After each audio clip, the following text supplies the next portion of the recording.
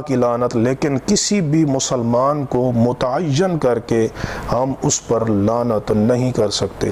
ہمارے معاشرے میں جہاں بہت ساری اخلاقی برائیاں ہیں، ان میں سے ایک برائی یہ بھی ہے کہ ہم مسلمان پر شخصی لعنت کرتے ہیں۔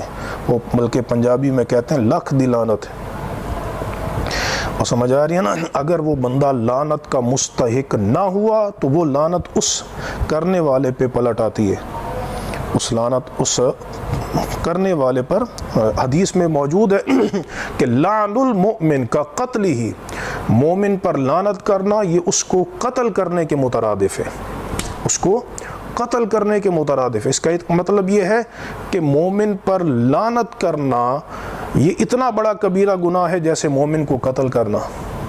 تو اس لیے لعنت سے جو ہے مکمل طور پہ اجتناب کرنا چاہیے، لیکن وصف کے ساتھ لعنت کی جا سکتی ہے، جیسے نبی کریم علیہ السلام نے سود کھانے والے، سود کے کھلانے والے، سود کے لکھنے والے اور سود کے گواہوں کے اوپر لعنت کی ہے۔ اور یہ بھی یاد رکھیں کہ جو لعنت ہوتی ہے نا، وہ وصف ایسے وصف پہ ہوگی کہ جو کبیرہ گناہ بنتا ہو، جو کبیرہ گناہ بنتا ہو، جیسے شراب ہے، سود ہے، چوری ہے، زنا ہے، ان پر جو ہے وصف کے اعتبار سے لعنت کی جا سکتی ہے۔